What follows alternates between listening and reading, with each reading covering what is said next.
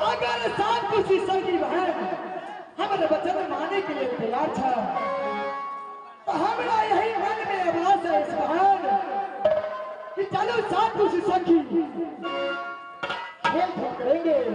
और उसकी बात अपना रात में करेंगे भाई।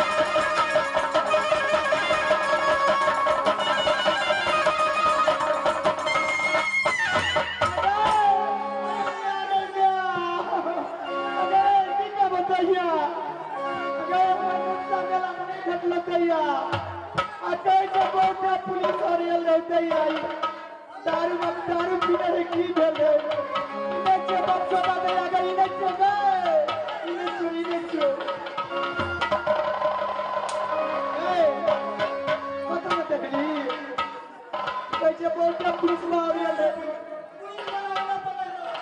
हमने घर बुलाएगा गंगा करना करो भाई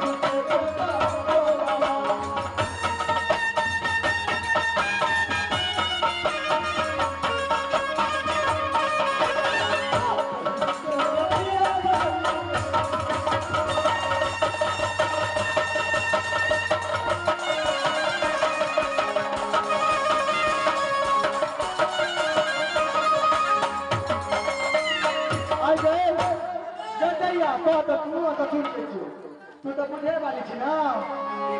ई कौन ई भंडारा वाला राम बहादुर चौकीदार ई बाप चौदह कन्ना का हमरा मुद्दा का पकड़ अगर सब दिन हमरा देखे सब दिन ई टुटकी वाला पेट खा आना कोटे दैया तो कहियो बोला लगा अपन हम लोही धो देबे दैया मुद्दा का पोरी तोड़ देबे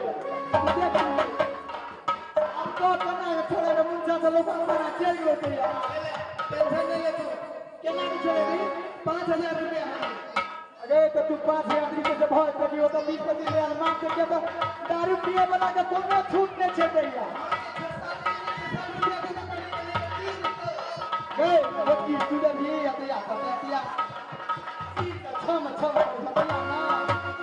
तू कते रुपया देबी बन्ना वाली को के 5000 देबे तू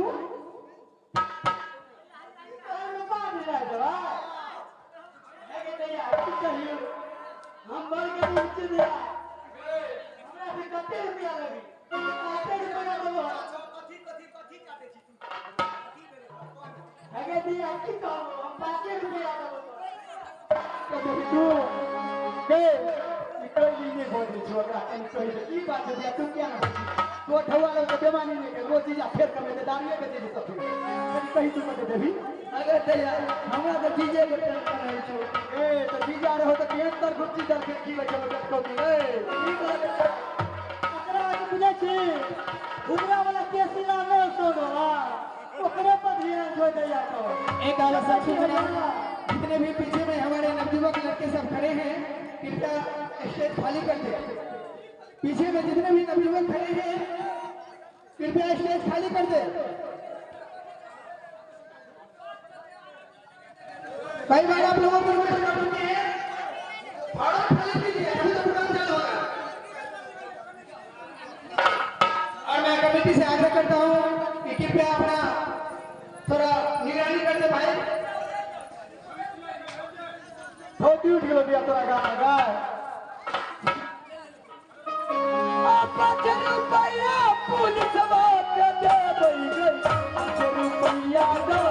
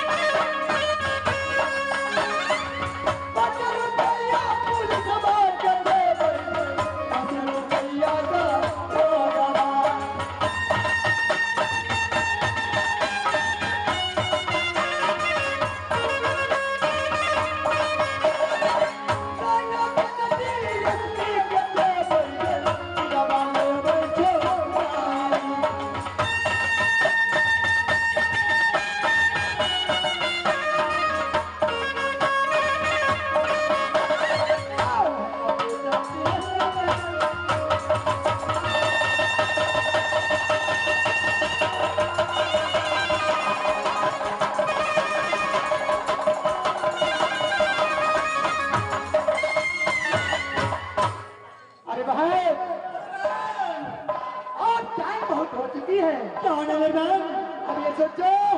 कि हमारी साथ दूसरी सबकी बहन की कहाँ चल रहे बहन। अरे बहन ऐसे हर रोज मंदिर बाबा के मंदिर में पूजा करने जाती थी। ऐसे ही सातों बहन मिलकर के बाबा के मंदिर में पूजा करने नहीं जाएंगे बहन। और सुना बात तो सुना बहिनी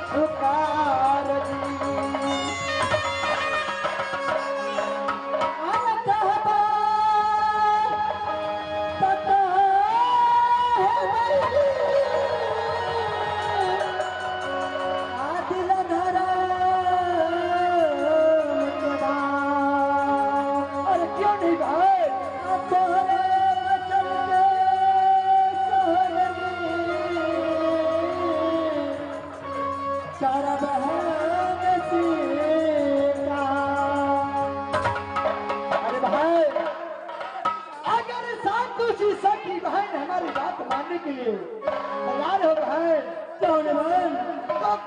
चलो बहन यहाँ से इंद्रपुरी आश्रम में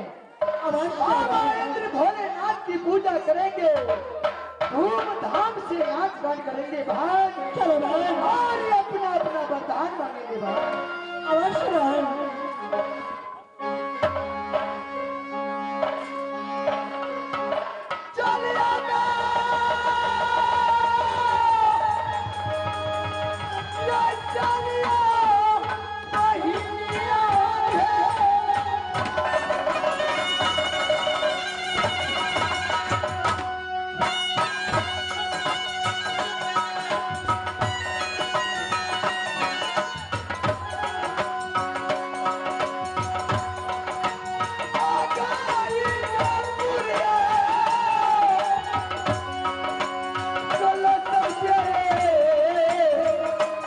Bye.